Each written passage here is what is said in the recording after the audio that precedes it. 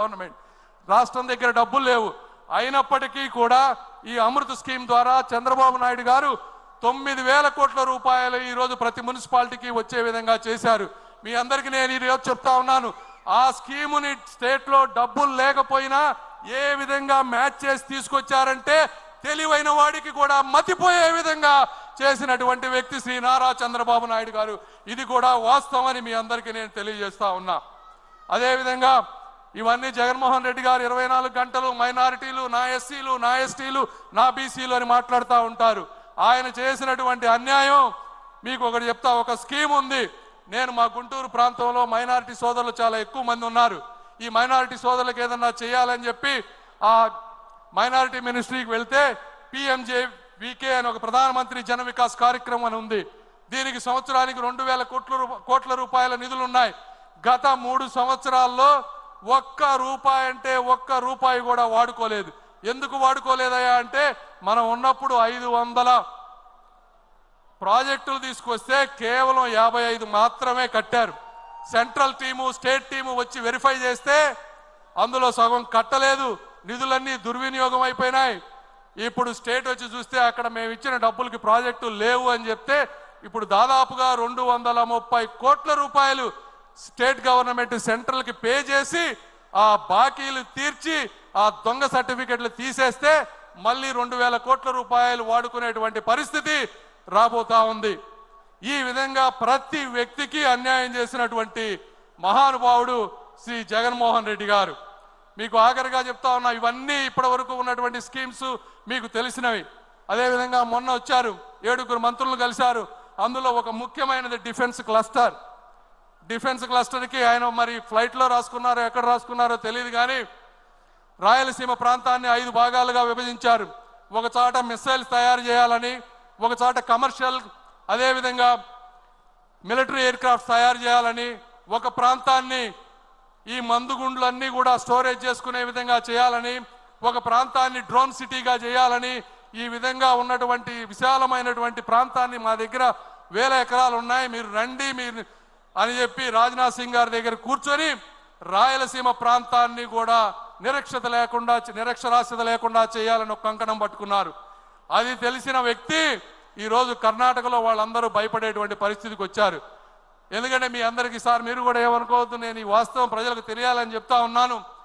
ఢిల్లీలో నేను ఒకసారి ఆఫీస్లో ఒక సెక్రటరీని అడిగా, మా సార్ గురించి మీరు ఏమనుకుంటారు? రాజ్నాథ్ సింగ్ గారి దగ్గర కూర్చొని రాయలసీమ ప్రాంతాన్ని కూడా నిరక్షరాస్యత లేకుండా చేయాలని ఒక కంకణం పట్టుకున్నారు. అది తెలిసిన వ్యక్తి ఈరోజు కర్ణాటకలో వాళ్ళందరూ భయపడేటువంటి పరిస్థితికి వచ్చారు. ఎందుకంటే మీ అందరికీ సార్ మీరు కూడా ఏమనుకోవద్దు, నేను ఈ వాస్తవం ప్రజలకు తెలియాలని చెప్తా ఉన్నాను. ఢిల్లీలో నేను ఒకసారి ఆఫీస్లో ఒక సెక్రటరీని అడిగా, మా సార్ గురించి మీరు ఏమనుకుంటారు మా చంద్రబాబు నాయుడు గారి గురించి అని అడిగితే వాళ్ళు ఒకటే చెప్పారు, ఒక ప్రాంతంలో వరదలు ఉన్నాయని, కరువు ఉన్నాయని రెండిటికి డబ్బులు తీసుకెళ్ళినటువంటి సమర్థమైనటువంటి వ్యక్తి శ్రీ నారా చంద్రబాబు నాయుడు గారు అని చెప్పారు. అంటే అది బాబు గారికి ఉన్నటువంటి కార్యదక్షత. ఈరోజు పక్క రాష్ట్రం వాళ్ళు భయపడతా ఉన్నారు, చంద్రబాబు నాయుడు గారు ఇక్కడ ఉంటే ఎక్కడ ఇవన్నీ తీసుకువెళ్తారో అని. ఏదేమైనప్పటికీ నేను కూడా మీరు కూడా ఇక్కడ రాయలసీమ ప్రాంత వాసులు చాలా మంది ఉన్నారు. కడప ప్రాంతంలో మొదటిసారిగా మహానాడు జరుగుతుంది. ఈ రాయలసీమ రతనాల సీమ, రాగాల సీమ, అనురాగాల సీమ. ఈ ప్రాంతంలో ఉన్నటువంటి నిరుద్యోగులందరికీ కూడా ఉద్యోగాలు కల్పించేటువంటి శక్తి ఉన్నటువంటి యువనేత శ్రీ నారా లోకేష్ గారు. అదేవిధంగా మీరందరూ కూడా చాలా కోపంతో ఉండుండొచ్చు. ఒక్కటే గుర్తుపెట్టుకోండి, కలం పట్టుకున్నవాడు, కత్తి పట్టుకున్నవాడు కత్తితోనే చచ్చిపోతాడు, కలం పట్టుకున్నవాడు కలల్ని జయిస్తాడు అని నమ్మేటువంటి సిద్ధాంతం ఉన్నటువంటి వ్యక్తులు శ్రీ నారా చంద్రబాబు నాయుడు గారు, లోకేష్ గారు. ఈ రోజున మరి ఈరోజు మీరు ఎంపీలు చూస్తూ ఉంటే గత 5 సంవత్సరాల్లో మీరు చూసిన ఎంపీలు ఎవరు? ఒక నందిగం సురేష్ గారు, అదేవిధంగా ఒక అవినాష్ రెడ్డి గారు, ఒక మాధవ్, ఒక మిథున్ రెడ్డి.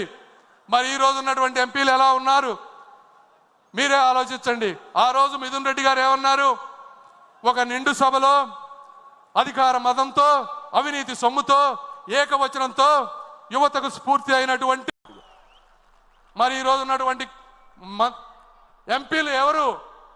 ఒక దగ్గుమళ్ళ ప్రసాదరావు గారు, ఒక కృష్ణప్రసాద్ గారు, ఒక బైరెడ్డి శబరి గారు, ఇలాంటి గొప్ప గొప్ప చదువుకున్న వ్యక్తులందరినీ కూడా రాజకీయాల్లో తీసుకొచ్చారు.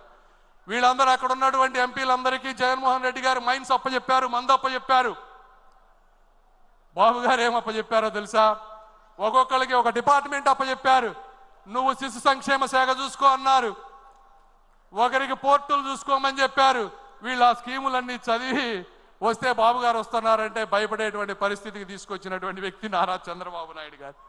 అదేవిధంగా మీరు ఈరోజు చూస్తే ఎంపీలు అందరూ మిథున్ రెడ్డి గారు కోర్టుల చుట్టూ తిరుగుతూ ఉన్నారు అడ్వాన్స్డ్ బెయిల్ గురించి.